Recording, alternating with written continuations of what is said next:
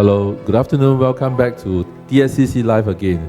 Very good afternoon to all of you. And then we have here today our brother Le Yang continue to share with his journey to in his national service. So just recap a little bit. Last week, brother Le Yang shared with us about his journey in this national service on this first day of confinement to during his enlistment, and also when he was during his basic military training, the BMT we called it, and then the 2 weeks confinement before and after the feelings that actually go through this training. So today he will continue to share in depth on his postings of the vocation. By the way, Brother Le Yang, what is your vocation for your military service? So I'm a military police in the Singapore Armed Forces. Okay. Yeah. So without delay, let's share about more details about describe to our audience what actually military police do and the training that you go through. Okay, so I guess when I first received my posting so it was after my BMT. Then we have a 1 week kind of like a break, a 1 week holiday like that. So on that week, on the Friday, it was when we knew that our postings was going to be released on some website Okay. So after I went to check, then I found out my vocation is military police. So I knew there was such a vocation. Before when I was doing my research, but I never really went into detail about it because I wasn't when I thought of military police, I wasn't very interested actually, because I didn't if actually even know what the police in the SAF do, because I guess when we think of policemen, we think of the policemen we see the police that arrest people and all that. And when I think of police, I didn't know why does the army need a police? We already have a Singapore police force, the SPF. We have policemen in Singapore. Why do we have a policeman in the army? So that was quite confusing. And I was when I got the vocation, it was when then I did some research about it.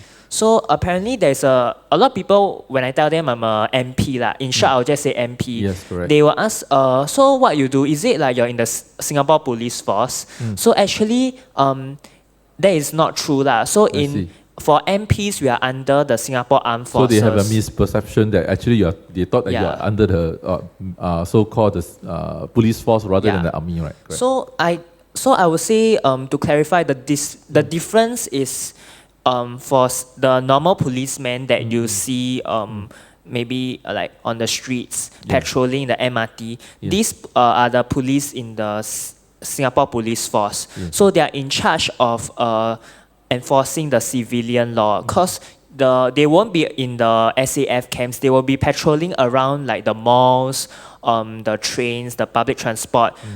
So that is to ensure the safety of the civilian world. But for military police, as the name suggests, we are policemen that are serving in the military. So what we do is, instead of enforcing the more civilian law, we are enforcing the military law. So we won't go around catching civilians who committed a crime.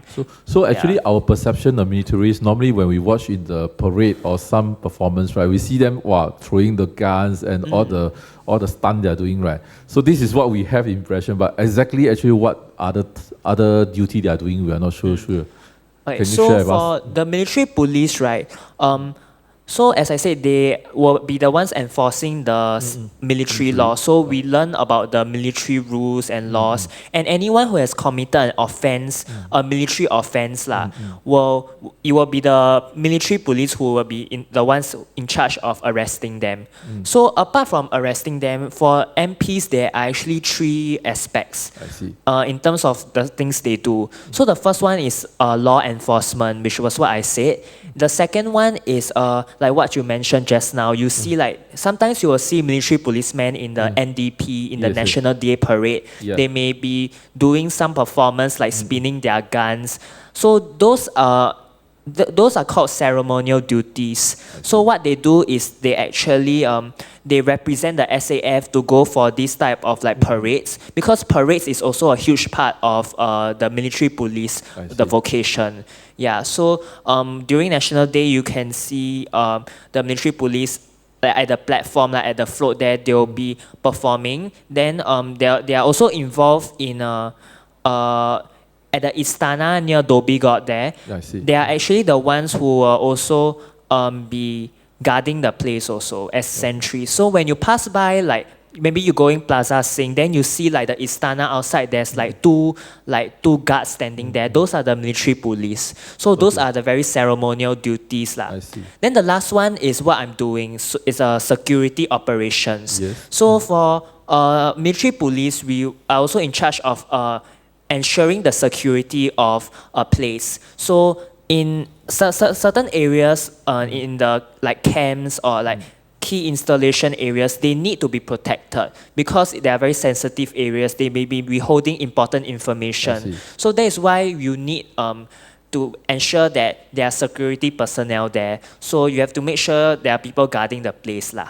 I see. Okay, good. At least we have a better understanding of what the military police role is. Now, how about the training periods for the military police? And what kind of training that is different from the rest of the army personnel? Okay, so of course, before I became a full-fledged MP, I have to undergo the training, which is right after my BMT. So during the training period was a span of 10 weeks, so similar to BMT lah. Yeah. So what I did was, during the training, I would say compared to BMT, it was more relaxed. It was not as fast-paced. Yeah. So I reported to Mowbray Camp. Mowbray Camp is just beside Kranji Camp at Choa Chu Kang, where they train. So that camp is to train the military policemen. Yeah, it's where also the military police headquarters is at. So during the period, there were a lot of assessments that we have to go through and that we have to pass in order to be fully equipped with the skills to become an MP. So one of it would be the combat assessment, like certain combat skills. So like what you can see on the screen. Yeah. So because military police, as policemen, just like the policemen in the Singapore Police Force, we need to know how to be able to arrest someone and restrain someone. So maybe there's an offender, there's a criminal offender. We need to know how to detain the person if the person comes to attack you, or we need to ensure stop the person from harming someone.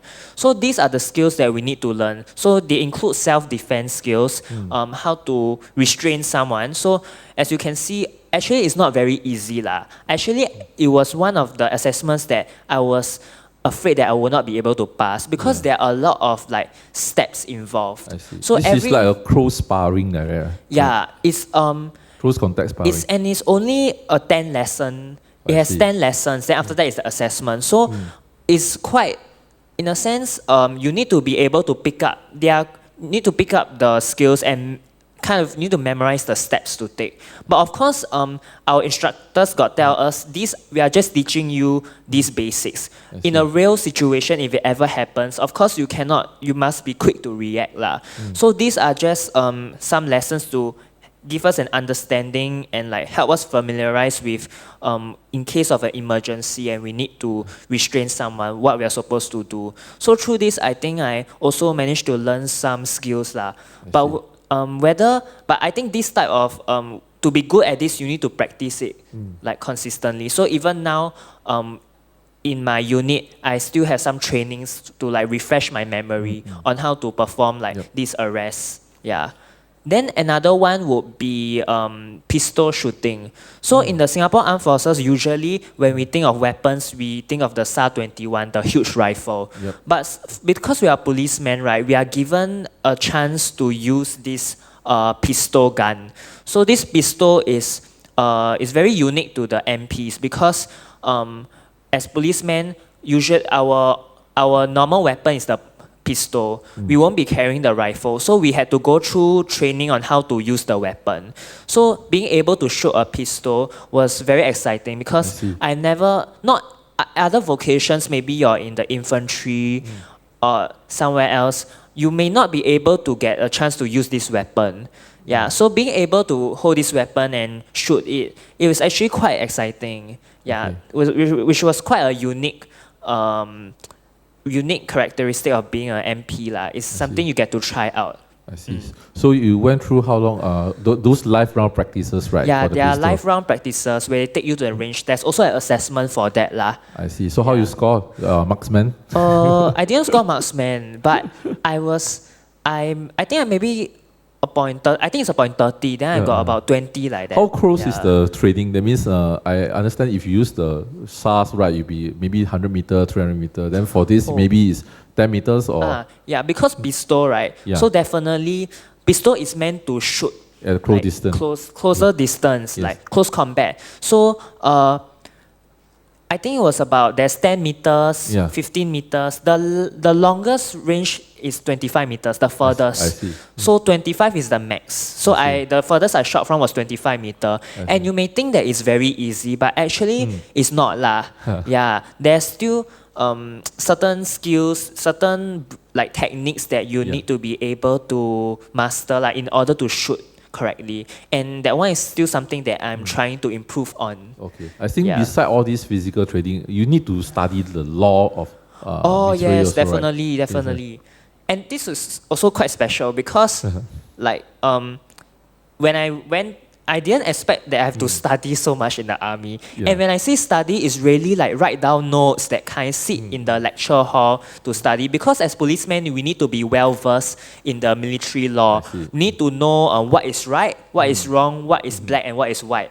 Yeah, so so we have a lot of lectures about the law and a lot of lectures on like what our responsibilities are. And they actually, on my first day when I enter the training school, right, they gave me a huge stack of books. It really like textbooks. It's like go back to school, is it? Yeah, for you to study one.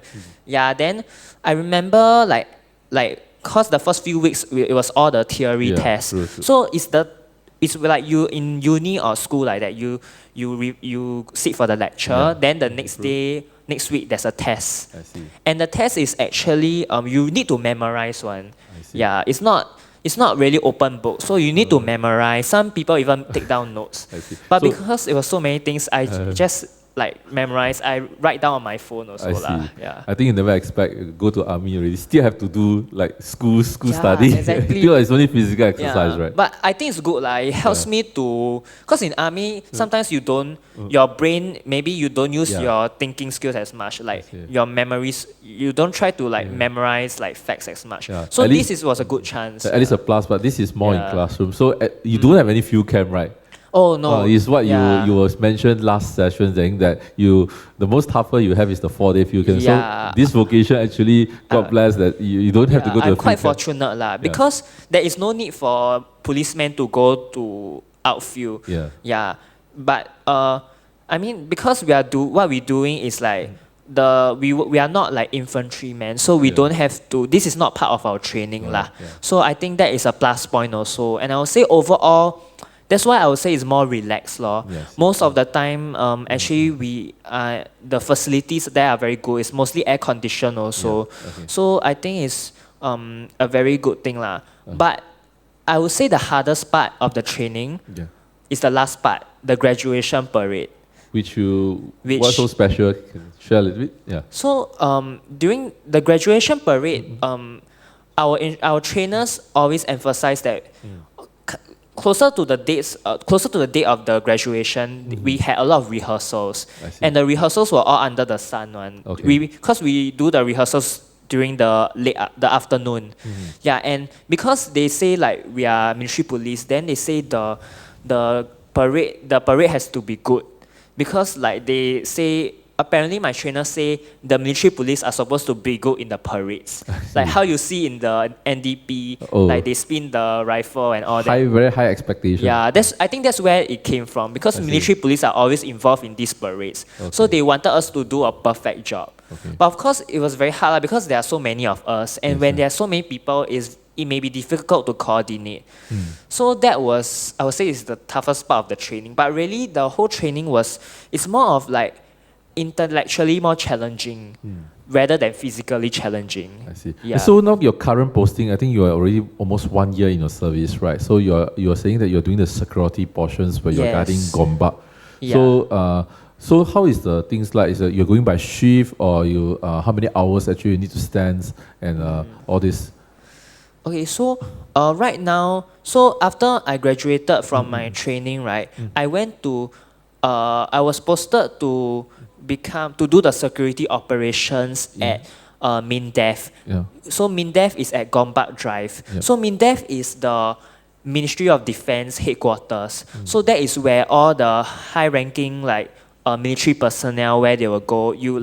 I actually I had the honor of seeing the Minister of Defense, the Chief of Army, all these high-ranking personnel before, because that is where their office is, and that is also where there are a lot of residents there, all the office workers there. So it's very different from how a typical national serviceman would go, because usually they go to camp, military camps, but where I go is actually a building, like an office building like that. So it's very civilian. So what I do there is security operations law, so guarding the place, because that place is a very sensitive area also, where they do all their policy making decisions related to defense. So it's very important that there needs to be security personnel there. So because it's security is a 24 hours thing. So definitely the challenge for me is doing night duty. So because you do duties during the day, for what I do is actually when the office people come in, the office workers come in, there's an X-ray. So they need to put their back through the X-ray. It's like the one we use in airport, is it? Yeah, airport like that, like security. Then they need to walk through the metal detector, make sure that they don't bring in any weapons and stuff. So that's the kind of job I'm doing. I'm also doing kind of changing of passes also. Like maybe they need this pass to enter this area, they need to change their pass. So that one is more of admin type of duty lah. So overall, it's a very routine thing. So as someone, if you are someone who wants your national service to be very exciting, maybe Zihang like that, because his commando training has a lot of it's very fast paced and it's also very intense. Then some people may like this very intense type of training because it's very fulfilling. But for my training, it's very routine based and is very, every day is kind of the same thing. You're doing the same thing. So if you're a person who cannot stand, you need some excitement, you need some, you want your training to be very unpredictable, you want your job to be very exciting, right?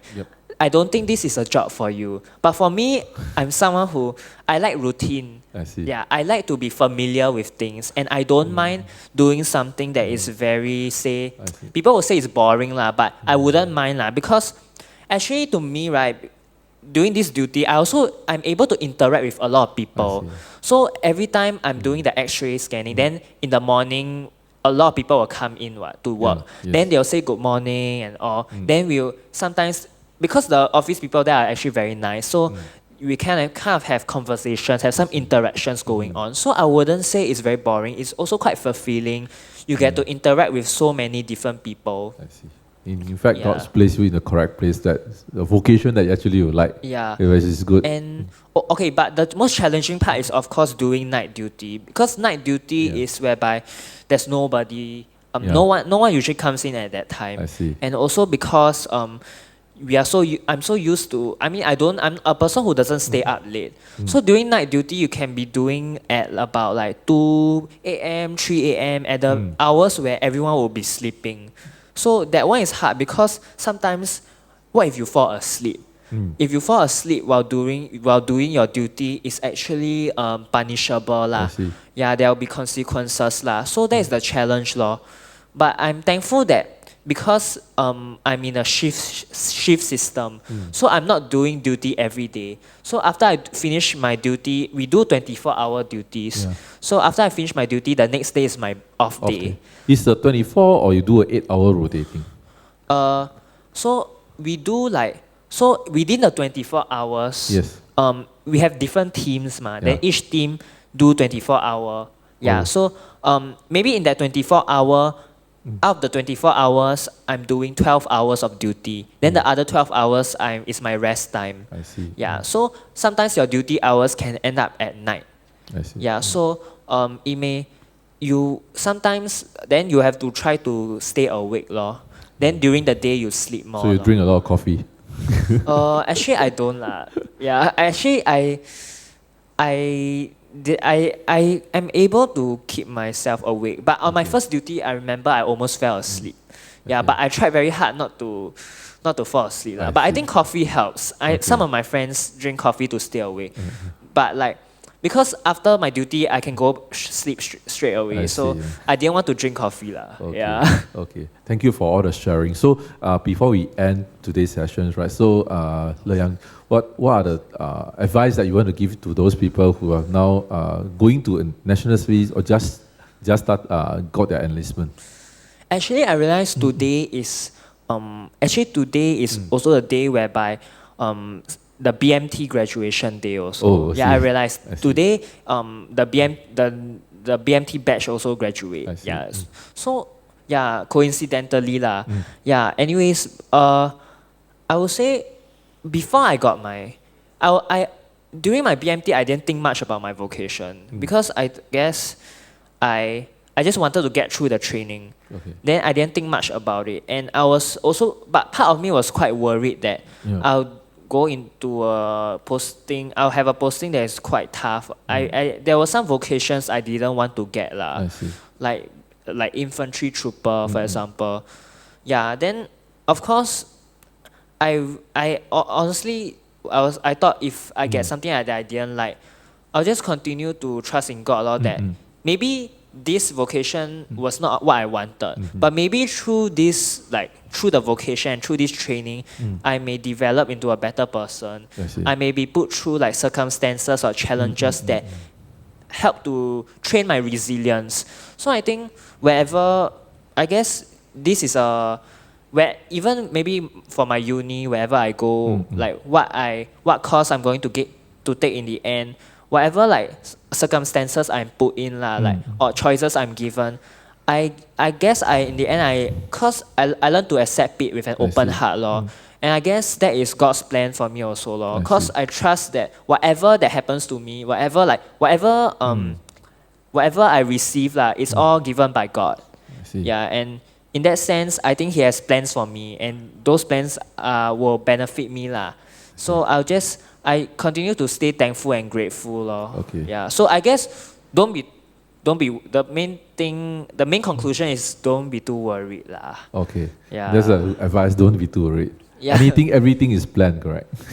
There are plans for you, lah. Okay. Yeah. So thank you very much for sharing. So after hearing Le Yang sharing for the last 2 weeks, and also from Zihang, okay, about their military's journey during their BMT until their ORD, I'm sure parents out there who is worried, right, who have a better understanding of actually what kind of life they are living, they are actually so encountered inside the army life. So from what we hear from them, we can say that comparing to the past, right, today's military service is much better in terms of taking care of the children's or youngster that actually enlisted, and in terms of welfare, in terms of accommodation, in terms of all the services and all the safety measures that take into considerations. So we should not be worried so much, because as our children, we sure is taken care by the government when they are enlisted also. So I hope all the sharing have let the parents out there to be less worried, I would say. So if you want to know more, you can actually always approach our two so-called youngster, okay, who is just in the military service, already finished, to understand much better or much in depth of what actually they do. So I hope this 1 month of sharings, 4 sessions of sharing is beneficial to all of you. So we end our session today, and just for information, next month will be our church event month. We'll take a break, and the radio station will resume on January of 2023. So thank you very much for all your time, everyone. Bye-bye. Bye-bye.